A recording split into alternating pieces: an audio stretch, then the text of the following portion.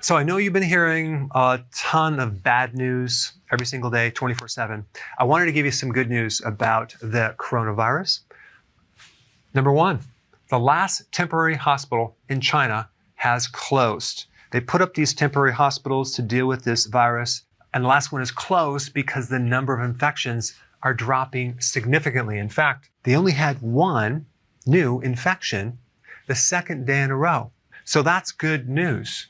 90 to 95% of the large manufacturing companies in China are now back to work in some capacity.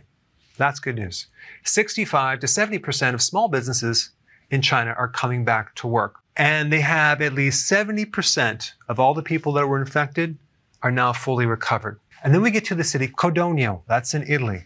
This is one of the two clusters in Italy where they had higher amounts of infection. Reported significantly less infections. At one point, they had 35 a day. Now it's only 5 a day. That's good news. All right, next one. And by the way, I put all the links down below so you can verify this data. There's a team of infectious disease experts did a report in the medical journal Nature Medicine, and the researchers were collaborating from Hong Kong and Harvard University. And this is what they found. The new estimates of fatality rates for the coronavirus are not 3%, it's 1.4%. That's significantly less. Also in China, the Disney staff are going back to work, Starbucks is opening up, and I did a video on this new drug, which is basically an old drug repurposed. It's called chloroquine. This is used for malaria. I did a whole video on it, and they used different versions of it, different derivatives of it in China, in South Korea, and other countries, and now they're going to start using it in the US with some pretty good success. And what it does is it allows zinc to penetrate the cell, and zinc turns off the reproduction of that virus. We have a 103-year-old Chinese grandmother made a full recovery. Apple's reopening 42 China stores. There's been a significant decline in cases in South Korea.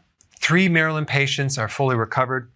Yeah, the reason I'm bringing this up is because if you watch the news or you listen to the radio, they will tell you about almost every death that's happening. New death in New York occurred like one by one, just bad news stacked on bad news, but they don't actually tell you about the recoveries. Tulsa, Oklahoma's first positive COVID-19 case has fully recovered.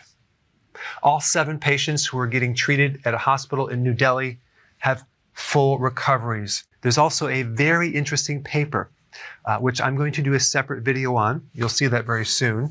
That talks about the relationship between temperature and humidity reducing COVID-19 transmission. But they found that as the temperature increases and the humidity increases, the rate of spread of COVID-19 decreases. Okay, so stay tuned for that. And lastly, a university in the Netherlands found an antibody to COVID-19. All right, guys, that's your dose of good news today. If you haven't seen my video on boosting your immune system, check it out right here.